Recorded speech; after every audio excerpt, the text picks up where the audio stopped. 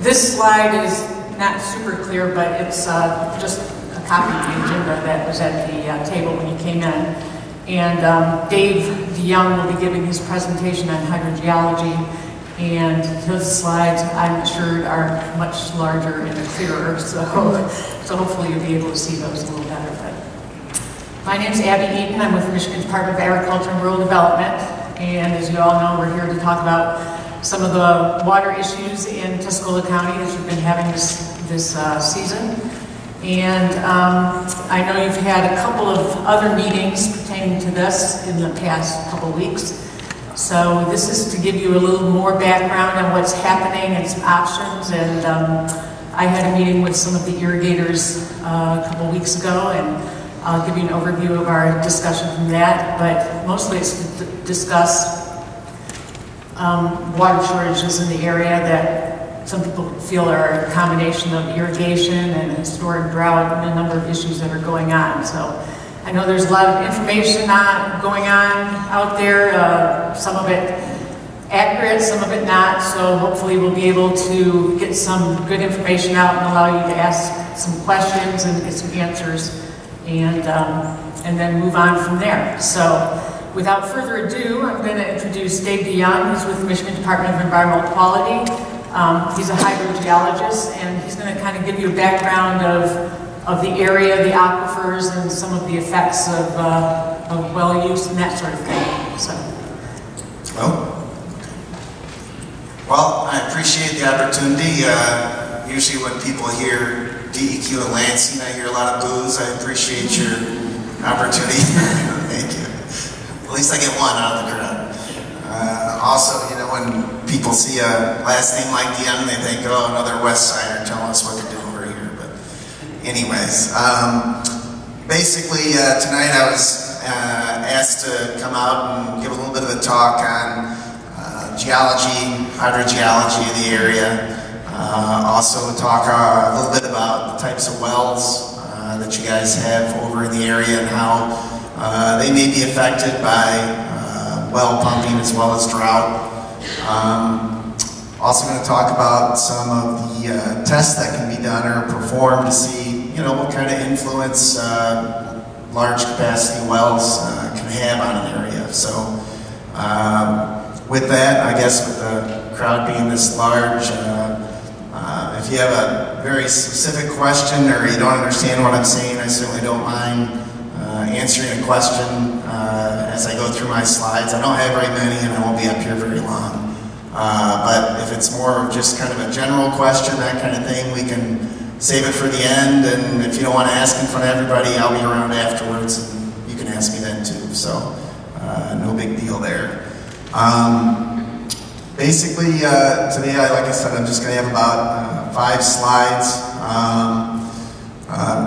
Basically, what I'm going to start out with first is kind of a general geology slide here of at least the Lower Peninsula. I didn't want to offend anybody from the UP. I didn't figure there'd be too many people here from there. But the reason I was kind of just showing the Lower Peninsula here is that you know, since you guys are over here in the thumb area, you probably get a little bit better idea of this map and what's going on here. But just to kind of give you a general idea, in the Lower Peninsula here in the state of Michigan, we have what's called a basin structure. And this map here, besides the fact that it's so nice and pretty, this is actually a map of where if you stripped off all the sand and gravel, all the clay, everything else, you would essentially have these bedrock units shown at the surface.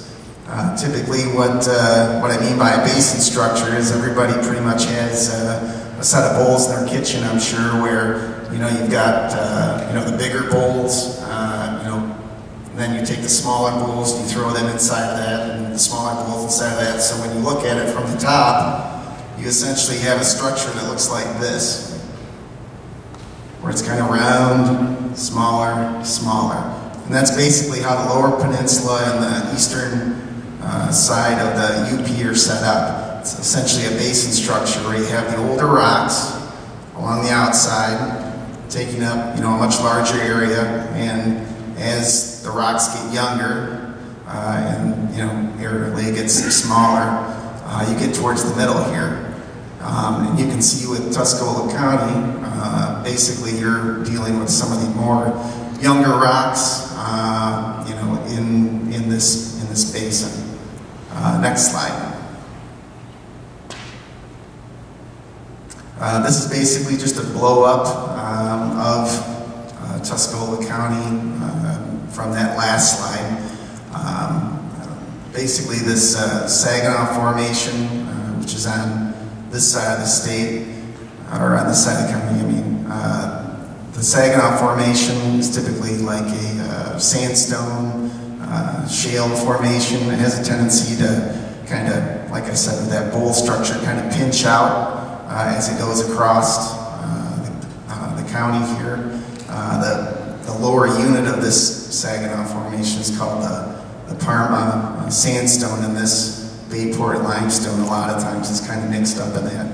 This Saginaw Formation is, it yields pretty good water, not necessarily a huge producer of water, but and the water quality is typically better down in this part of the county than up here.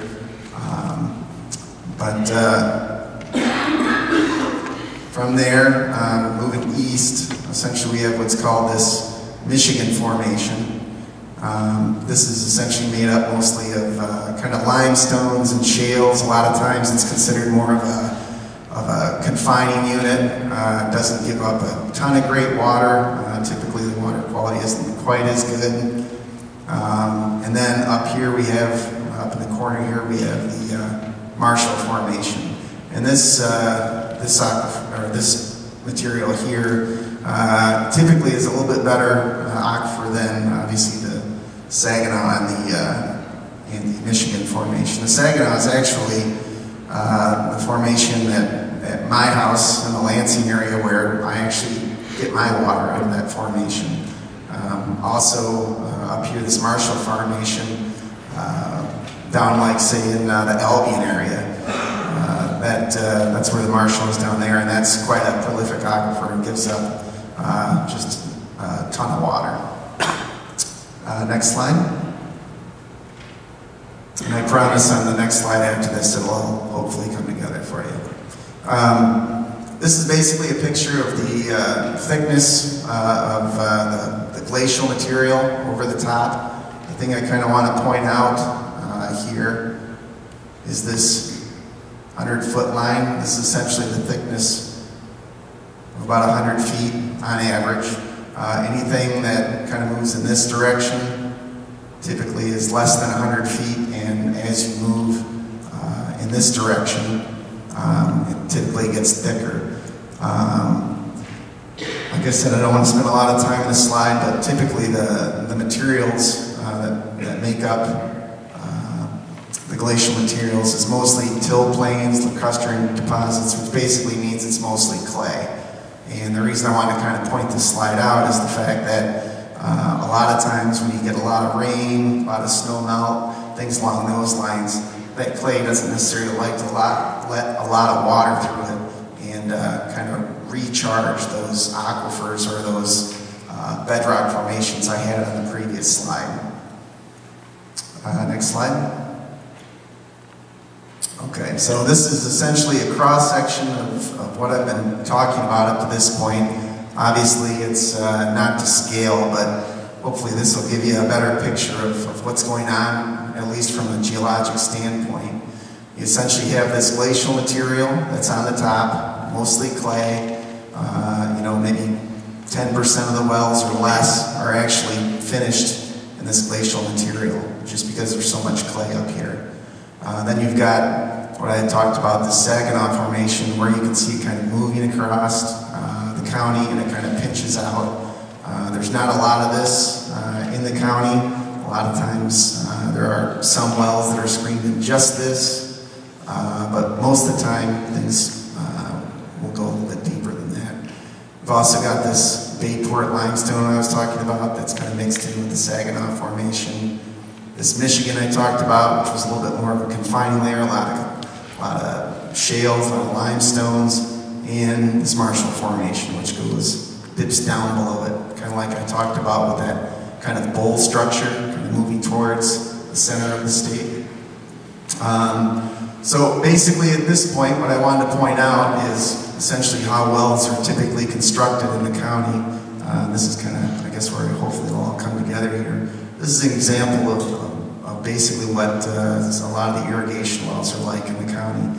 That would be something that doesn't really, this filled in or solid part is essentially the casing where it's not taking any water out or there's no stream. And basically it's an open borehole all the way down. Now a lot of times the Saginaw is too thin to get all the water that's needed. The Michigan doesn't necessarily give up a ton of water, but some. And then this Marshall will give up enough where essentially the irrigation wells will create a single borehole and a single aquifer and pump out of that in order to get the amount of water that they need for irrigation. Now these other wells I kind of point out, and I guess what I want to show here is you have this little symbol here on each one of the wells. And what that basically means, or what it's resembling, is the water level in that well. So essentially when this well will turn on, since essentially this clay material is essentially confining the water down here, this is what you call your confined aquifer, and it's under pressure. You can see that because this water level is up and above the top of this formation. So when this pumps, essentially the water level or pressure in this aquifer will drop, and then based on how much of an area of influence this well has, it can affect other wells or other things or other water levels in the area.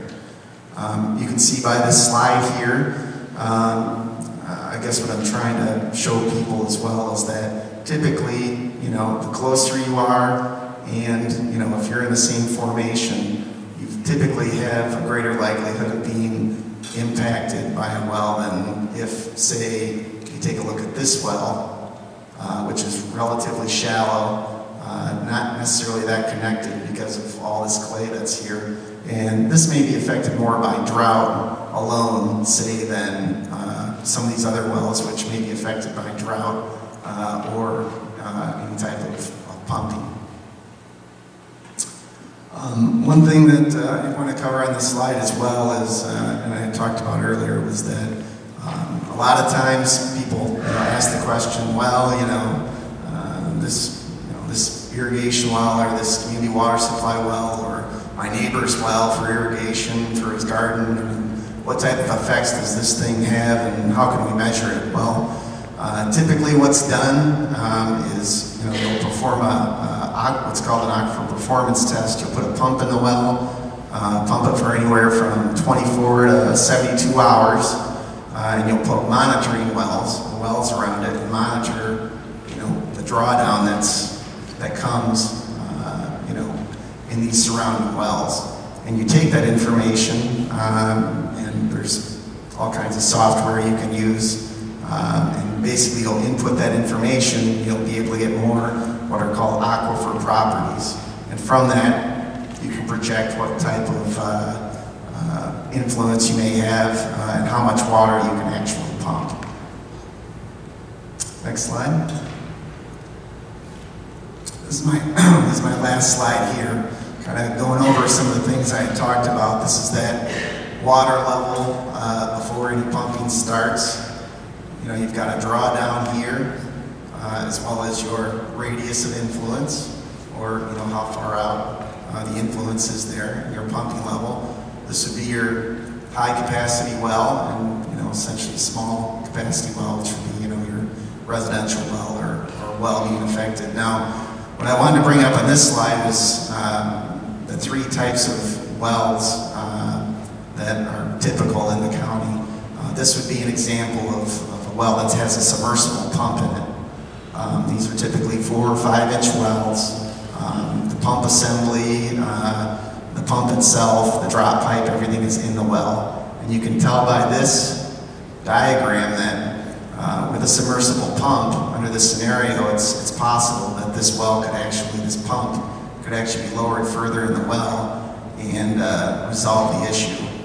The other types of wells, which are typically 2 inch, have what's called a shallow well and a deep well jet pump in them. A shallow well jet, essentially, and the deep well jet are pumps that are at the surface, typically inside the house. A shallow well jet would typically have one line that essentially kind of runs down the well and has a little bit of a screen on it. And its capacity or ability to pump kind of stops at about 20-25 feet. So you can tell that if you have this shallow well jet kind of pump that, you know, fluctuations from drought or from pumping of surrounding wells, if your static starts out at 15 feet or 20 feet, and you get 5 feet of drawdown for one reason or another, you can put the well out of commission pretty easy.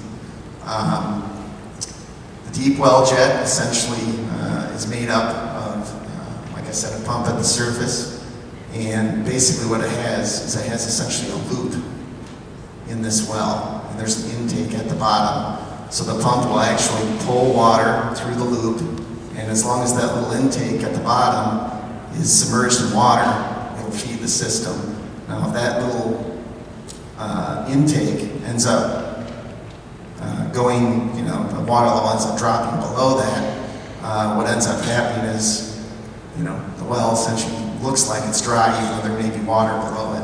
And the trouble with the deep well jets is that typically after a lot of time, the assemblies will actually kind of stick to the sides of the casing, and they're really difficult to get out. And a lot of times they just won't come out, or they'll break, and then you end up with a well that, you know, essentially has something stuck in the bottom of it, which makes the well unusable. So, anyways, that's essentially kind of the talk I was going to give at this point, as far as just kind of a brief history there on geology and types of wells and type of information that we can collect to make some determinations. Does anybody have any questions? What's the cone of depression notation on there? What is it exactly? What is that? Essentially, this scenario here, the cone of depression is essentially in this scenario, and this one would be, I guess the best way to describe it is, I described a confined aquifer where it's essentially a drop in pressure throughout this aquifer. This one, this cone of depression, would be for what's called an unconfined aquifer, where, say this was all completely a sand and gravel aquifer, and you were actually draining the pores, or the water between the pores, you know, in between all those pores, essentially causing this area to go dry, essentially, causing this cone of depression. What is the radius of influence of this picture here? How far? On this picture? How far would one drop? You mean How big the radius? You know, for what? How far is your neighbor? Well, a lot of that depends on, it depends really on how much the person's pumping, on those aquifer characteristics I was talking about. Type of aquifer, I mean, there's a lot of things that go into answering that question. It's not the same under really any other circumstance. Those things would have to be measured and looked at before you could make that decision. I was just wondering if it was a half mile, 5 miles. It depends on the aquifer itself. It depends on how much is being pumped. It's a question that is site specific, I guess is the best way I could put it. Yeah. For the wells that are influenced by the drought, how long does it take the rain to replenish them? We had some good rain the last couple of days. How long would that help the ones that are just dry from the drought? Well, I hate to say it again, but it's very specific to the well you have.